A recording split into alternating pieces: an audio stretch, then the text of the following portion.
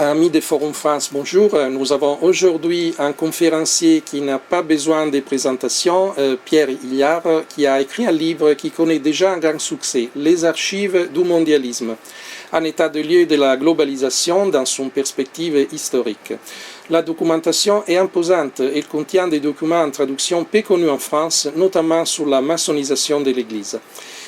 Pierre Hilliard, quel est selon vous l'avenir géopolitique? La création d'un directoire mondial et des blocs continentaux, ou y a-t-il la possibilité d'un monde multipolaire? Alors nous assistons actuellement à un combat entre deux mondes mondialistes. L'un qui voudrait un monde unipolaire sous l'égide du monde anglo-saxon et un autre courant du mondialisme, qui est celui de Poutine, qui souhaite un monde multipolaire, c'est-à-dire, comme il a dit lui-même en 2014 à Valdai, des unions régionales constituant une gouvernance mondiale, et d'ailleurs il dit d'ailleurs qu'il va nouveler l'ordre mondial, politique, économique et juridique, avec une ONU modernisée, c'est son expression. Et au sein des élites anglo-américaines, vous avez des branches, des factions différentes. Vous avez effectivement une faction qui souhaite un monde unipolaire sous direction du monde anglo-saxon. Mais il y a une autre faction qui souhaiterait finalement accepter le concept de Poutine. Et donc la situation actuelle, c'est une bagarre. Bagarre d'autant plus grande que cela va de pair avec la mise en place d'une monnaie mondiale.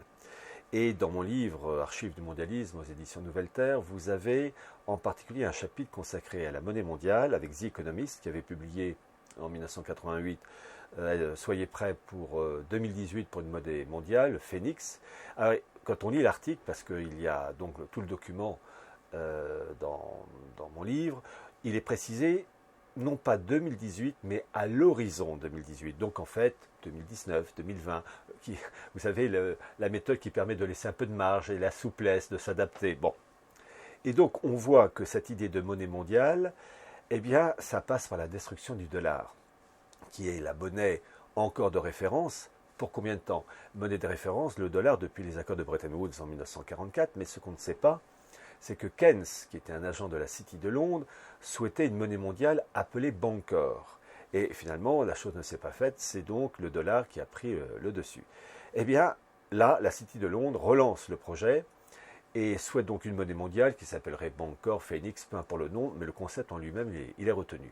Et on assiste donc à une bagarre entre des élites anglo-saxonnes, anglaises, américaines, où vous avez la City de Londres qui souhaite une monnaie mondiale au détriment du dollar, et puis une faction américaine qui, elle, souhaite le maintien du dollar. Et parmi la faction américaine qui s'oppose à la prééminence du dollar, vous avez la famille Rockefeller, qui, elle, est acquise à cette monnaie mondiale. Je rappelle les propos de David Rockefeller dans ses mémoires qui disait on m'accuse moi et d'autres de conspirer contre les intérêts des États-Unis en gros en faveur d'une gouvernance mondiale, et il ajoute cette phrase sidérante mais en même temps très franche, si on m'accuse donc de conspiration, eh bien il ajoute ceci, que c'est vrai et qu'il en est fier. Il est fier qu'on le traite finalement de jouer cette partition.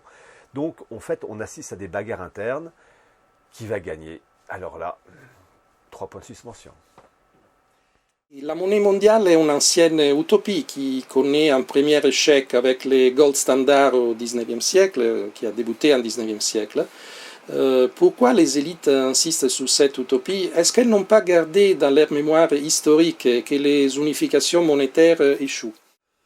Alors, déjà d'un point de vue historique, vous avez une idée de monnaie mondiale, plus qu'une idée, un projet, et c'est un moine français qui s'appelait Émeric Russet, qui en 1623 avait sorti un livre que j'ai lu, qui a été réédité, et en 1623, le titre de ce livre c'est Le Nouveau Ciné. Ciné, C-Y-N-E accent aigu E, et qui est en fait la traduction en français du mot cinéas, le conseiller grec à l'époque antique du roi Pyrrhus. Et il se présente comme un nouveau ciné, comme un nouveau sage d'une certaine manière. Et dans son livre, il évoque la mise en place d'un État mondial avec liberté de commerce complet et en particulier la capitale d'un monde unifié qui est Venise et qui est la Sérénissime, donc grand centre de la puissance navale mais aussi financière. Et tout cela avec une monnaie mondiale, 1623.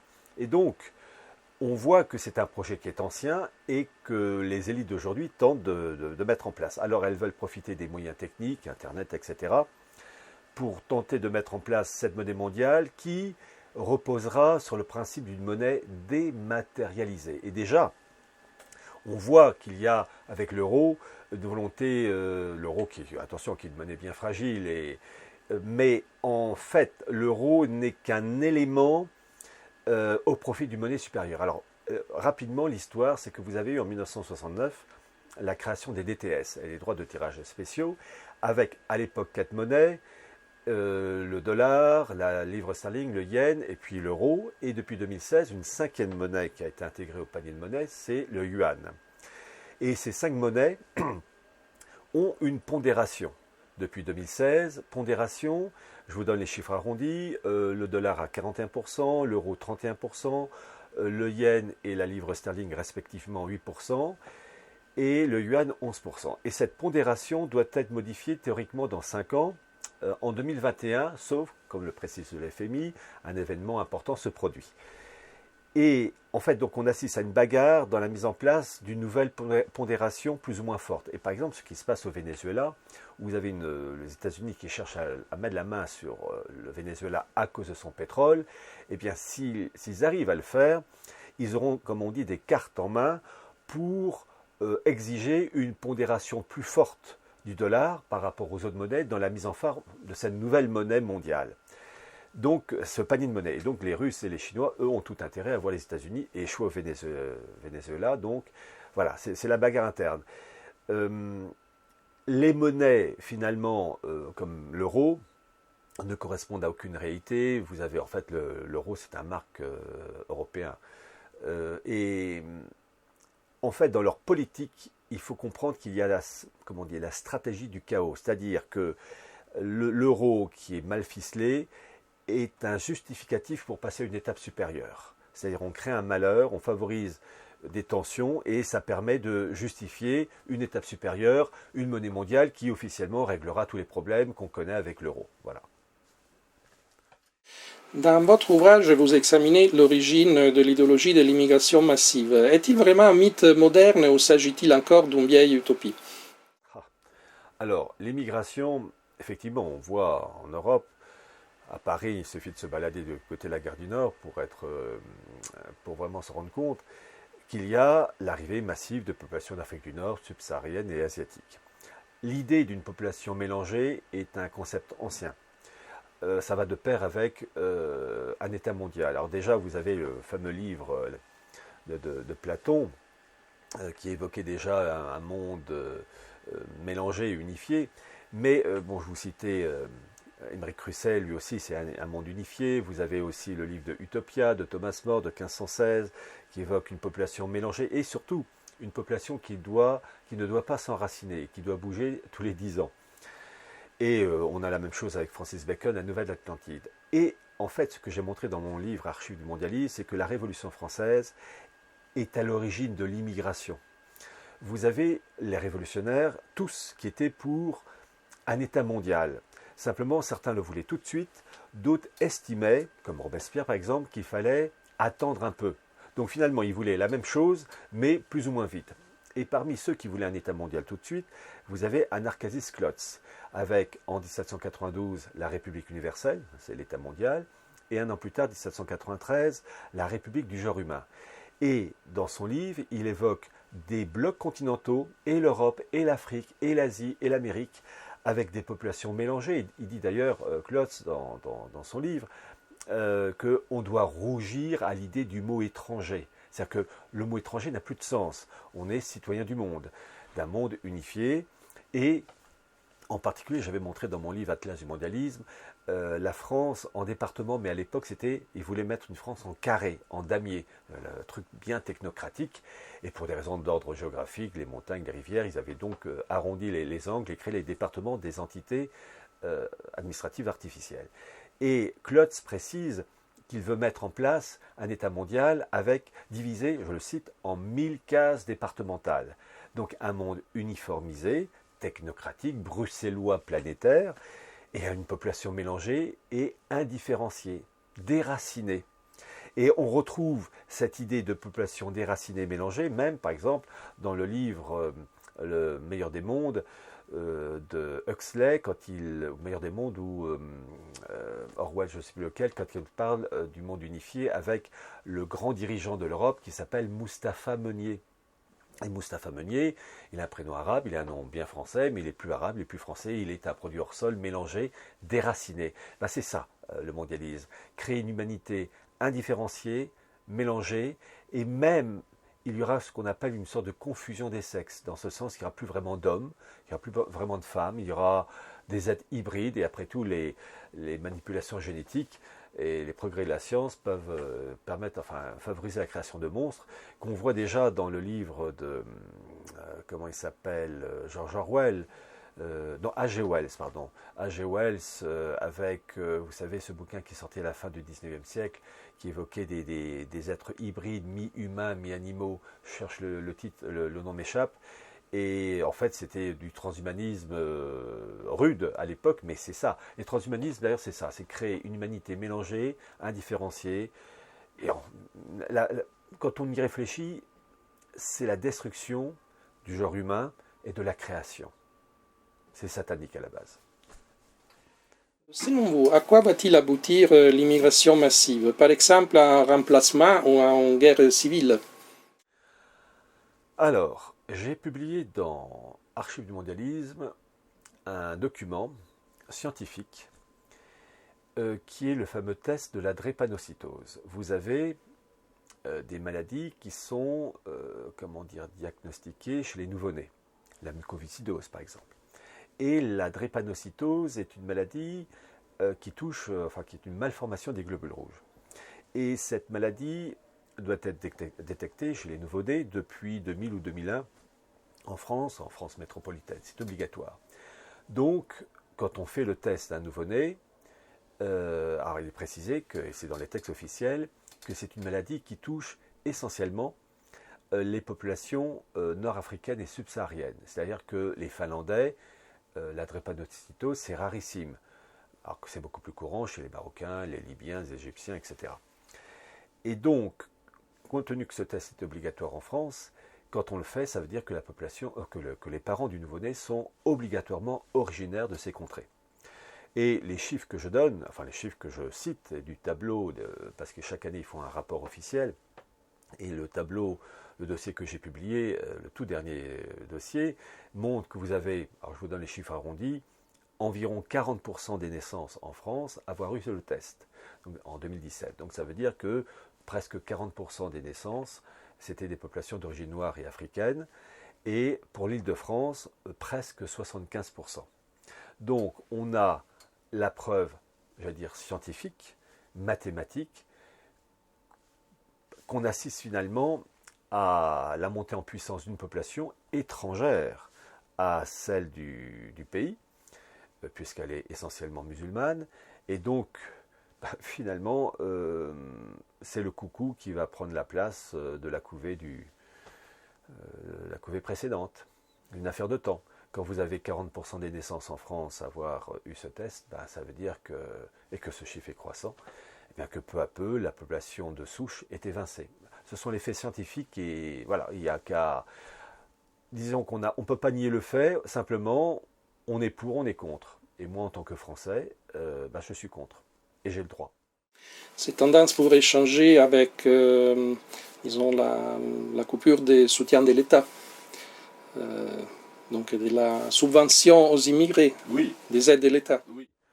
Surtout qu'officiellement la polygamie est interdite en France, mais vous avez des familles polygames qui touchent des subventions et ma foi, on ne fait rien. En fait, vous avez une déliquescence de l'État, mais d'une certaine manière, l'État français qui s'appuie sur les principes de 89 est logique, puisque les principes de 89 considèrent le français, l'être humain, comme un être hors sol. La Déclaration universelle des droits de l'homme, ce n'est pas les droits des Français, c'est les droits de l'homme. Qu'on soit de Madagascar, de Corée, du Pérou ou du Groenland, comme disaient des grands philosophes, les philosophes du XVIIIe siècle, ils voyaient l'homme d'une manière indifférenciée. Voilà, la finalité de la chose, c'est de créer une population mélangée. Et évidemment, les nations françaises, italiennes, espagnoles, allemandes, etc. doivent disparaître. Et pour le XXIe siècle, la chose sera réglée. À la vitesse à laquelle ça va, les choses vont, même pour 2050, si rien ne se produit avant, la chose sera acquise.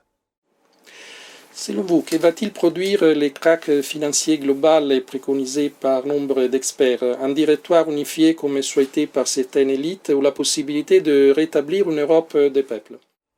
Alors, vous avez la phrase d'un diplomate français, 18e, début 19e siècle, qui disait « agiter le peuple avant de s'en servir ». Il s'appelait Talleyrand, Prasem Rogina. Et on va avoir un crack financier. On a par exemple l'État fédéral américain, son endettement dépasse les 22 000 milliards de dollars.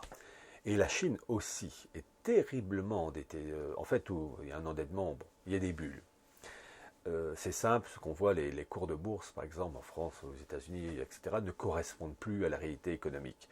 Vous avez une Deutsche Bank qui est perclue de dettes et qui est un Lehman Brothers puissance 100, puissance 1000. Et donc, ils peuvent utiliser ces bulles financières, les faire éclater pour créer un chaos constructeur, entre guillemets, c'est-à-dire créer une telle panique, un tel désarroi, que les gens seront prêts, dans le malheur, dans la souffrance, la terreur même, d'accepter n'importe quelle mesure. Et donc, les élites en question pourraient profiter de ce moment de chaos pour justifier l'application et la création d'une monnaie mondiale, pour officiellement régler les problèmes et apaiser la situation. Mais en fait, on est sur Terre, rien n'est acquis, il y a toujours les faiblesses, et j'espère, et je le crois même, que ce qui va se passer, c'est qu'au moment où ils vont essayer de finaliser la chose, cette construction babélienne se cassera la figure. À nous d'aider à la détruire. Vous écrivez que la monnaie mondiale et les transhumanismes, tous les mots qui nous accablent sont anciens. Pourquoi ces utopies ne se réalisent jamais? Pour faute de moyens ou parce qu'il est impossible de les réaliser, au moins de façon durable? Alors je dirais qu'aujourd'hui, on vit une époque où ils ont plus de chances de réussir qu'il y a 100 ans ou 200 ans, ne serait-ce qu'en raison des progrès de la science, de la technique, manipulation génétique. Effectivement, les projets que je citais, par exemple de Utopia ou avec Thomas More ou encore, comment il s'appelle, Émeric Crusset en 1623, le nouveau ciné, les techniques étaient vraiment plus que rudimentaires. Il est très intéressant de voir que le livre de Francis Bacon, La Nouvelle-Atlantide, en 1627, parle déjà d'amélioration des techniques physiques intellectuelles. Mais au XVIIe siècle, les techniques étaient vraiment sommaires. Là, on voit, en fait, les élites estiment qu'elles ont les techniques, la science, les manipulations génétiques suffisamment développées pour vraiment atteindre cet idéal, si on peut appeler ça un idéal. En fait, c'est du Frankenstein ou du golem. Quel est le rôle de la Chine dans les plans mondialistes? La Chine, alors votre question est intéressante parce que j'ai un chapitre sur la Chine et le mondialisme. La Chine est un des piliers, en particulier pour... La Chine représente le modèle parfait pour le mondialisme, une société productiviste, ultra surveillée. Et en particulier, j'ai trouvé un document très intéressant de 1981. Je ne donne pas l'auteur, vous verrez qui est l'auteur de ce document, qui explique l'importance en 1981 de la Chine dans l'architecture mondialiste à venir. Et il explique qu'en fait, la Chine, il a été décidé d'intégrer la Chine dans une vaste structure dès les années 1948-49. En effet, vous avez au sein des élites anglo-saxonnes le fameux institut Chatham House qui a été créé en 1919. Vous avez son équivalent américain, le CFR, son équivalent canadien, le CIC. Et ce sont donc ces élites anglo-saxonnes canadiennes qui ont joué un rôle capital dans la création de l'équivalent du CFR chinois, et personne ne le connaît, qui est le CPIFA, que je ne dise pas de bêtises, Chinese People Institute of Foreign Affairs, qui a été créé en 48 ou 49, qui est bilingue, anglais-chinois, et qui est le CFR chinois. Donc c'est très intéressant de voir que la Chine, dès cette époque communiste, eh bien, a été mise sur les rails pour un projet à très long terme. Et donc la Chine vraiment est un des grands piliers de la gouvernance mondiale, et c'est un modèle qui fait rêver toutes les élites oligarchiques. Pensez-vous que ces dystopies, par exemple l'empire totalitaire mondial, pourraient être utilisées pour créer des pairs chez le peuple et exploiter ces pairs pour faire bouger volontairement le monde dans une certaine direction? Alors, vous avez déjà un prototype, déjà annoncé avec le fameux livre 1984, Eurasia, Océania et Estasia. Ce sont des grands blocs qui se font la guerre, assez pour justifier un état de tension, de crainte et de peur, mais pas trop pour se détruire réciproquement. C'est-à-dire que l'ennemi est utile pour justifier des mesures liberticides dans son propre camp. Donc, d'une certaine manière, l'ennemi me rend service, et réciproquement. Donc, oui, il y a un côté, en fait, il y a un côté très pervers dans ce milieu-là. Mon espoir, en fait, j'ai quelquefois utilisé cette expression, l'instinct de survie. L'instinct de survie de la nature humaine qui consiste finalement, face à une oppression, et quand je dis oppression, mise à mort de l'être humain, à se révolter. Et les Gilets jaunes sont un exemple de cette révolte, d'un instinct de survie où les gens sentent, sans pour autant avoir les connaissances historiques, politiques, spirituelles, qu'il y a une mise à mort. Et l'instinct de survie peut, et c'est mon espoir, faire capoter le système. Mais pour cela, il faut être nombreux. Vous savez, 1 million de personnes qui se précipiteraient sur les Champs-Élysées, et pour même aller encore plus loin dans les bâtiments alentours, personne ne peut les arrêter. Aujourd'hui, entre autres, avec l'automation, l'apport humain à la production est de moins en moins indispensable, juste à la consommation. Vous avez l'exemple de ces fameuses pierres granitiques Georgia Guidestone, début des années 80, où il est dit que l'humanité doit être réduite à 500 millions d'habitants. Je crois que c'est le chiffre. On est 7 milliards. Bon, donc on pense qu'il y a de la marge et que je crois qu'il faudra, pour ces gens-là, nettoyer. Pouvez-vous donner un aperçu sur la hiérarchie ecclésiastique maçonnisée? Alors, la maçonnerie, d'abord, il faut définir, la franc-maçonnerie a été officiellement créée en 1717. Bon, en fait, les idées maçonniques ont commencé bien avant, mais je vais dire la naissance officielle, c'est 1717. Et les principes maçonniques reposent sur 3 points. Le nominalisme, c'est-à-dire une vérité évolutive, il n'y a pas de vérité. Le naturalisme, c'est-à-dire le rejet de toute religion révélée, et donc opposition au catholicisme, et la primauté de l'homme. Voilà, ce sont les 3 piliers. Et la franc-maçonnerie a infiltré l'Église. Et dans mon livre, je montre en particulier ce qu'on appelle la fameuse liste Pecorelli, le document en italien, où en septembre 1978, Mino Pecorelli, qui était avocat, membre de la loge P2, a publié environ 120 noms de prélats essentiellement italiens, avec quelques français mais essentiellement italiens, avec l'année de leur adhésion, puis surtout leur numéro de matricule. Et je montre que certains sont devenus par la suite des cardinaux. Vous avez par exemple le monseigneur Alberni, je n'ai plus son nom exact, ou Angelini, et l'évêque Noé, qui ont été faits en 1991, cardinaux par Jean-Paul II. Il y a vraiment une infiltration. Mais en fait, ce que j'ai pu prouver, parce que j'ai trouvé une pièce d'archive inédite, pour comprendre l'esprit maçonnique dans l'Église, il y a un cardinal qui a joué un rôle capital, c'est le cardinal Rampolla. 1843-1913, il était le bras droit de Léon XIII et il a failli devenir pape en 1903 à la mort de Léon XIII. Or, son élection a été cassée, il n'a pas pu le faire, et j'ai pu montrer entre autres un document de Theodor Herzl qui montre que effectivement l'Autriche est intervenue pour empêcher l'élection du cardinal Rampolla qui était lié à la maçonnerie. Mais pourquoi j'en parle? Parce que Rampolla a créé tout un réseau permettant ensuite à d'autres personnes, Roncalli par exemple, le futur Jean XXIII, et plein de personnes, Suenens, le père Congar, etc., l'évêque Bunini, qui a fait la fameuse réforme du rite d'ordination des prêtres, le Pontificalis Romani en 68, il a créé l'échiquier permettant à ces personnes ensuite d'agir sur cet échiquier pour poser les conditions, les jalons en tout cas, permettant la création et le lancement de Vatican II. Mais surtout, ce que j'ai pu montrer, c'est que Rampolla, qui était un être malfaisant, était lié à un homme qui, lui, dans le domaine temporel, a joué un très grand rôle, qui s'appelait Joseph Ratzinger. Joseph Ratzinger est à l'origine de la construction européenne, la Ligue européenne de coopération économique, le mouvement européen. C'est lui qui a créé le Bilderberg, dont il était le secrétaire jusqu'à sa mort en 1960, tout ça en liaison avec Rockefeller. Et c'est lui d'ailleurs qui a en particulier lancé le fameux congrès de La Haye en mai 1948, présidé par Churchill. Et tout le programme avait été présenté par Ratzinger en mai 1946 à Chatham House.